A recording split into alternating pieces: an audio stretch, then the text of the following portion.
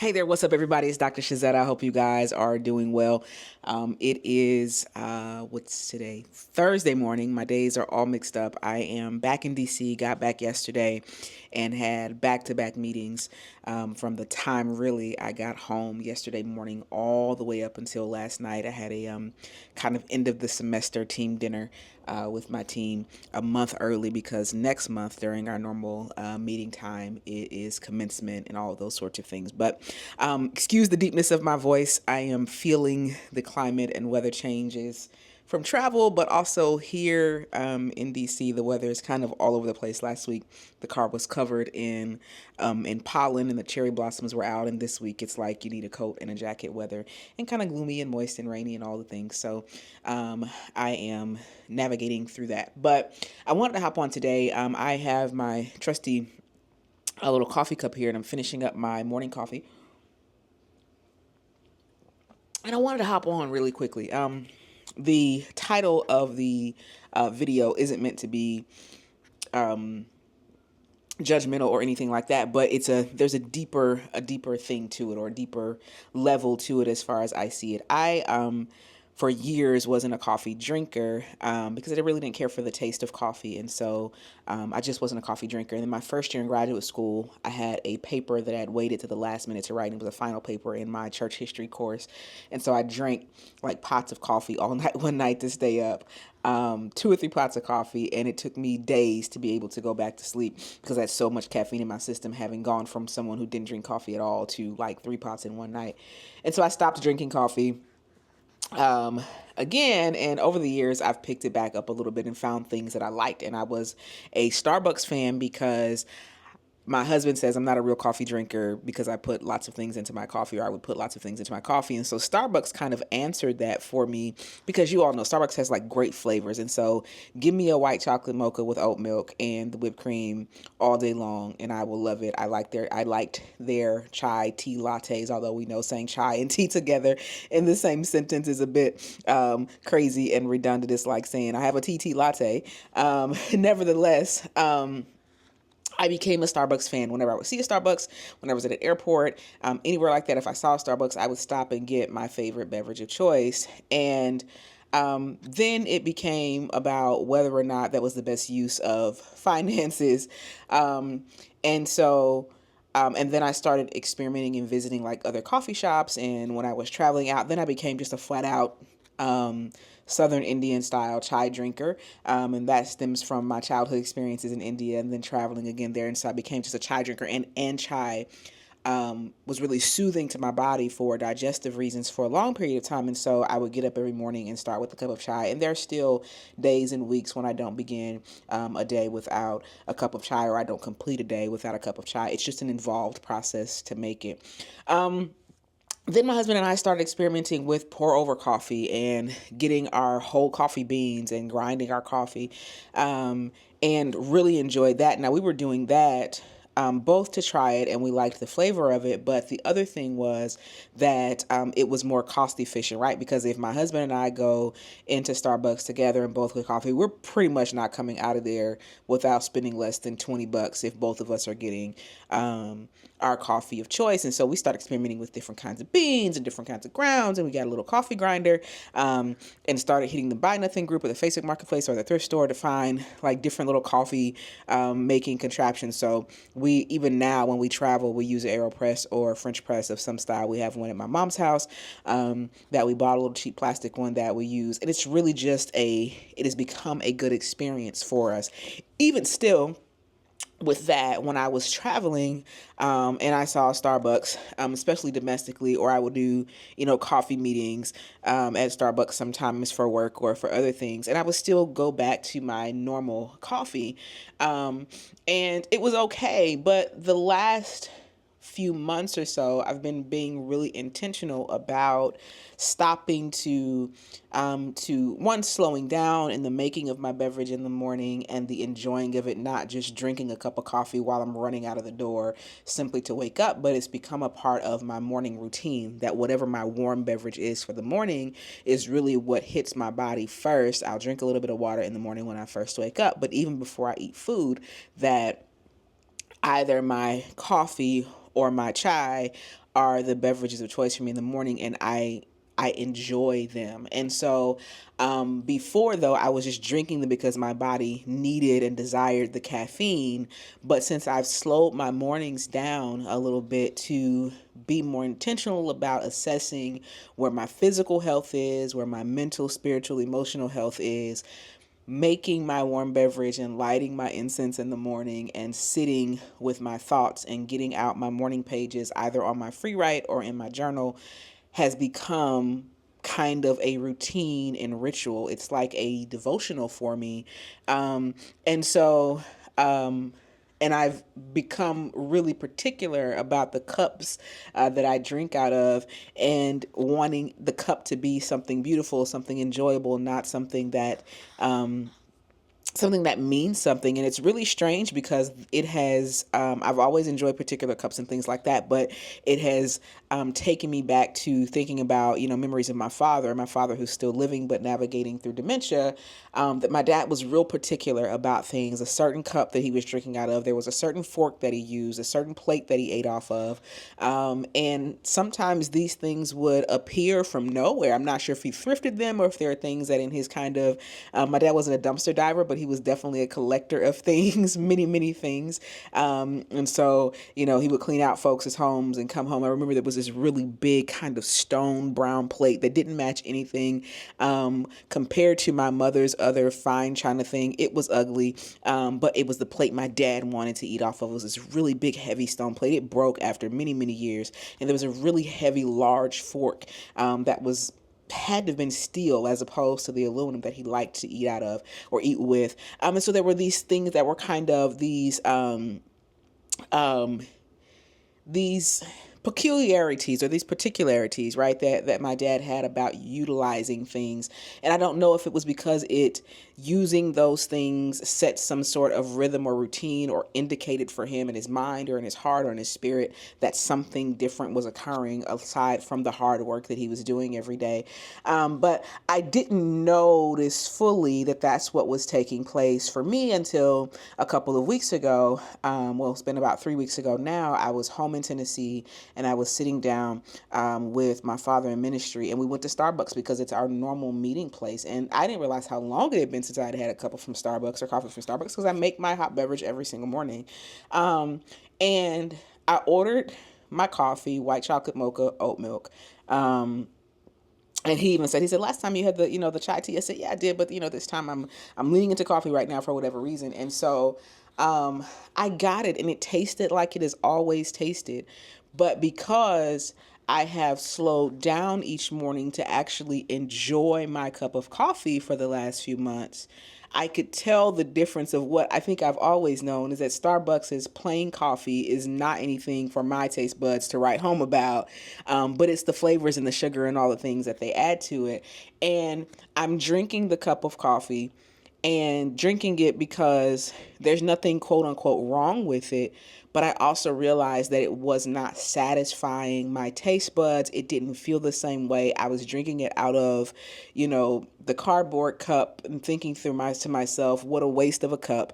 And also really longing for the feel and the texture of having an actual metal or glass mug. And I said to my husband, I felt as if, even though I wasn't the one that paid for the coffee, I felt as if it were a real waste of money. And even though I think that cup of coffee may have been $7 after taxes, or somewhere around there, there was a measure of, I've just put something into my body that didn't bring me any sort of joy, and probably no real nourishment. And the experience itself of the actual coffee just wasn't enjoyable. And I found myself longing for my homemade cup of coffee. So much so that when I passed the Starbucks again when I was in the airport, the coming home after that, it was like, I've got no desire to purchase a cup of coffee somewhere else that I can't just sit and enjoy. Is that to say I won't ever buy a cup of coffee in a coffee shop anymore? No, that's not to say that. out of obligation at some point when I'm traveling and just need a caffeine boost, if Starbucks is the only option, I may even stop in Starbucks if push comes to shove, but I'm certainly not running toward it. And I chuckled because what I did this past trip, going to Rochester, was that I essentially packed my coffee supplies into my carry-on bag. And right now, and it's going to sound perhaps crazy, is that my coffee of choice right now is the I think it's called Nescafé. I have to look at it. Nescafé, the instant coffee, Colombia. Instant coffee, I was really judgmental about instant coffee for a really long time. Like, assumed it was disgusting. But when I was in the Bahamas after one of the hurricanes doing some humanitarian work, it was the only coffee we could find was a little glass jar of instant coffee. And I fell in love with the flavor of that coffee then. Brought that little jar home, finished it off, and then never bought instant coffee again. And then last year, when we went to DR Congo, instant coffee, what was the same brand, is what was available to us at the Catholic Retreat Center where we were staying. And the flavor of the coffee was just so rich, and it remains rich. And so what I did going to Rochester is I dumped a bunch of my instant coffee into a Ziploc bag. I grabbed a pack of my Swiss Miss dark chocolate, hot cocoa mix, which I use in my coffee. And then I could use whatever creamer that I stumbled across that was available at the hotel. So even though when I stayed at the hotel in Rochester, they had coffee available, and even though there was Starbucks in the airport, what I found myself doing instead was getting or asking for hot water and making my coffee. But I did regret not traveling with a real mug, because drinking out of the cardboard just took some of the enjoyment away for me. But when I got to the school where I was meeting, they had glass mugs, and so I was able to pour my coffee into a glass mug. So that is why I don't really drink Starbucks anymore. It's really kind of what has leaned me into it. Now, there are other reasons, right, for me not to drink Starbucks, as I'm continuing to lean into looking more at the ethics of the businesses that I support with my finances and with my time, looking toward what that means. And so it helps that I also don't enjoy the coffee anymore, that it doesn't feel like a good financial investment anymore, because the experience and the quality of what I'm getting just isn't there anymore. And I guess the broader thought, right, of all of that is I've been thinking through and talking about with my students and in my journaling, and I don't think I've necessarily talked about it here, is looking for and toward the things that are beautiful. And I do mean aesthetically beautiful when I say it, because I'm a visual person, but also that I think that beauty can be found in experiences, in the way that a particular flavor of coffee tickles our taste buds, in the way that having a rich dark chocolate, for me, cocoa, mixed into my coffee really makes me feel as if I'm having, right, a delicate treat, right, at the beginning of my morning, and getting me kicked off. How music sounds in a space. The restaurant where we ate in Rochester, which was really the hotel restaurant, the last night that I was there, initially I thought it was going to be aggravating because there was a live band there, and I had been around people and noise the entire day and was looking towards silence. But there was a amazing